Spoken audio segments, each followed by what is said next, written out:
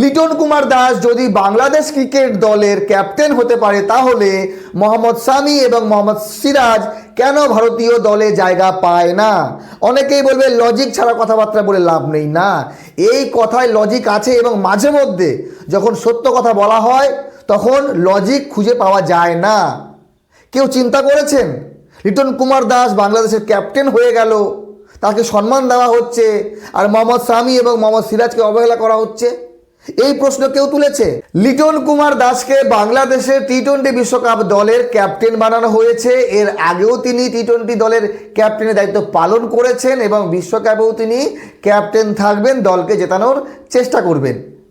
অথচ আমাদের ভারতীয় টি-20 বিশ্বকাপের স্কোয়াডে মোহাম্মদ সিরাজ এবং মোহাম্মদ শামির জায়গা হয়নি।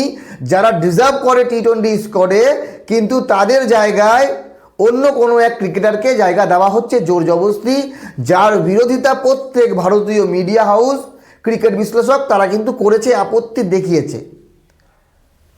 কিন্তু মুস্তাফিজুর রহমান আইপিএল খেলাতে যাদের কষ্ট হচ্ছিল তারা কিন্তু এখন আনন্দিত না যে লিটন কুমার দাসকে বাংলাদেশের মতো একটা দেশের ক্যাপ্টেন বানানো হয়েছে। তাদের খুশি হওয়া উচিত। আজকের ভিডিওটি একটু অন্যরকম হবে, একটু মনোযোগ সহকারে দেখবেন, তাহলে বুঝতে পারবেন। সব কথা তো আর মুখে বলা যায় না, কিছু কথা বুঝতে হয়।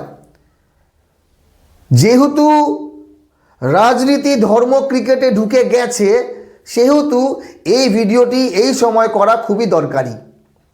ভিডিওটি প্রচুর পরিমাণে শেয়ার করে দেবেন। আপনাদের ভালো লাগলে ভিডিওটিতে লাইক করবেন, ভালো না লাগলে ভিডিও দেখবেন না, সরে যাবেন।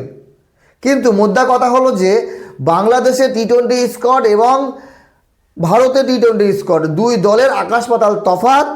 ভারতীয় দল যথেষ্ট শক্তিশালী, বাংলাদেশে টি-20 স্কোয়াড ভারতের কাছে কোনো জায়গায় পাত্তা পায় না, কারণ প্লেয়ারদের কোয়ালিটি আমাদের অনেক ভালো, আমরা নাম্বার 1 দল, সব ঠিক আছে।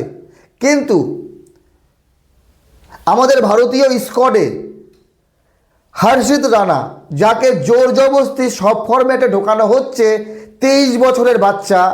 এটা হচ্ছে আমাদের গৌতম গম্ভীর যিনি কোচ, ওনার বক্তব্য। হর্ষিত রানা একজন 23 বছরের বাচ্চা, ওনাকে নিয়ে সমালোচনা করলে গৌতম গম্ভীরের গায়ে লাগে, কিন্তু তার জায়গায় মোহাম্মদ শামি বা মোহাম্মদ সিরাজকে রাখা যেত না? এবার যে টি-20 স্কোয়াড হয়েছে না, কারো কোনো অভিযোগ নেই, দুর্দান্ত স্কোয়াড, অনেক বড় সিদ্ধান্ত নিয়েছে। শুভমন গিলের মতো একজন ব্যাটসম্যানকে, যাকে ভাইস ক্যাপ্টেন বানানোর চেষ্টা চলছিল, তাকে বাদ দিয়ে তার জায়গায় ঈশান কিষান, যে হয়তো 2 মাস আগে কল্পনায় ছিল না, কিন্তু ঈশান কিষান ঘরোয়া ক্রিকেটে দুর্দান্ত পারফরমেন্স দিয়েছে, তার উপহার সে পেয়েছে। রিঙ্কু সিংয়ের কামব্যাক হয়েছে, এটা হয়তো অনেকে ভেবেছিল রিঙ্কু সিংয়ের কেরিয়ার শেষ, সে হয়তো কামব্যাক করতে পারবে না। ভারতীয় বোলার যদি বলি, জাসপ্রীত বুমরা এই মুহূর্তে বিশ্বের টপ বোলার। তারপরে যদি বলি আর্শদীপ, ভারতীয় ক্রিকেটের টি-20 সেরা একজন বোলার, এখানে কোনো প্রশ্ন নেই। প্রশ্ন চলে আসছে হর্ষিত রানা কি এমন বল করলো, কি এমন বোলার, কি এমন তার ক্লাস, যে মোহাম্মদ সিরাজ এবং শামির যে অবদান, তাদের যে ক্লাস, তাদের যে কোয়ালিটি, সেগুলো আমরা ভুলে যাচ্ছি। এখনও হর্ষিত রানা এবং মোহাম্মদ শামিকে যদি সামনাসামনি দাঁড় করিয়ে দেওয়া যায়, তো হর্ষিত রানা বারবার প্রণাম করবে মোহাম্মদ শামিকে, যে কোয়ালিটির বল করে। 2023 বিশ্বকাপ অলমোস্ট একা হাতে মোহাম্মদ শামি আমাদেরকে জিতিয়ে দিচ্ছিল ফাইনালে, আর একজন বলার দরকার ছিল। তো বিষয় হচ্ছে যে মুস্তাফিজুর রহমানকে যেদিন আইপিএল থেকে বাদ দেওয়া হলো, নিষিদ্ধ করা হলো, ঠিক তার পরের দিনই বাংলাদেশের স্কোয়াড ঘোষণা করা হয়েছে। সেই স্কোয়াডে লিটন দাস একমাত্র আছেন যাকে ক্যাপ্টেন দায়িত্ব দেওয়া হয়েছে। বাকি অন্য কোনো প্লেয়ারের মধ্যে ক্যাপ্টেনের কোয়ালিটি ছিল না? ছিল, ইচ্ছা করলে ক্যাপ্টেন করা যেত। তো চলেন একবার স্কোয়াডগুলো দেখে নিই, আরও একবার আপনাদের মনে করিয়ে দিই।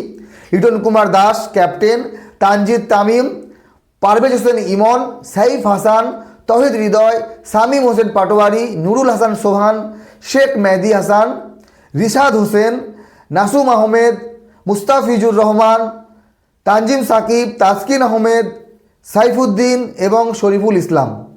আর যদি ভারতীয় স্কোয়াড দেখি, সূর্যকুমার যাদব, অভিষেক শর্মা, তিলক বর্মা, সঞ্জু স্যামসন, শিবম দুবে, ঈশান কিষান, হার্দিক পান্ডিয়া, অর্শদীপ সিং, জসপ্রীত বুমরা, বরুণ চক্রবর্তী, কুলদীপ যাদব, অক্ষর পটেল, ওয়াশিংটন সুন্দর এবং রিঙ্কু সিং।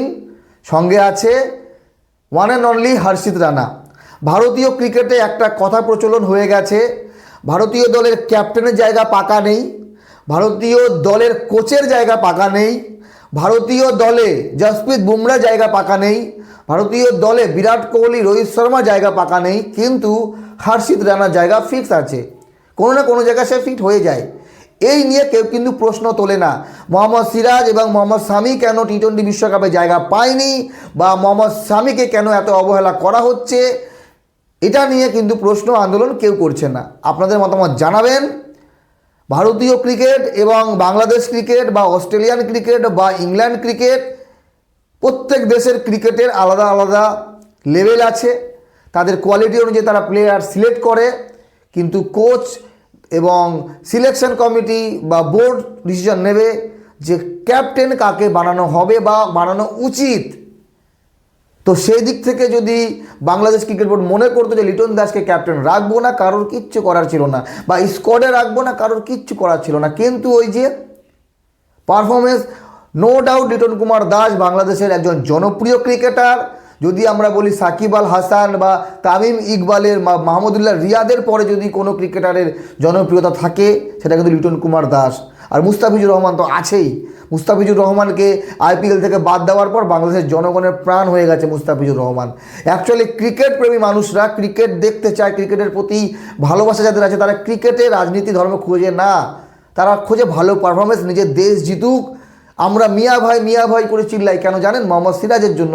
সে যখন খেলে, ভারতীয় দলে থাকে, আলাদা জোশ চলে আসে, যেই জোশটা হার্দিক পান্ডা নিয়ে আসে ম্যাচে, যেই জোশটা বিরাট কোহলি নিয়ে আসে, সেই জোশটা কিন্তু মোহাম্মদ সিরাজও নিয়ে আসে। সেটা আমরা মিস করব এবারের বিশ্বকাপে। আশা করি খুব তাড়াতাড়ি মোহাম্মদ সিরাজ এবং শামি কামব্যাক করবে। অজিত আগারকারের টাইম হয়ে গেছে, বিশ্বকাপের পরে অজিত আগারকার থাকছে না, এটা আমাদের জন্য গুড নিউজ। বাকি মতামত জানাবেন। লিটন কুমার দাস বাংলাদেশের ক্যাপ্টেন হলেও ভারতে কেন মোহাম্মদ সিরাজ এবং শামি সুযোগ পায় না? অসংখ্য ধন্যবাদ ভিডিওটি দেখার জন্য।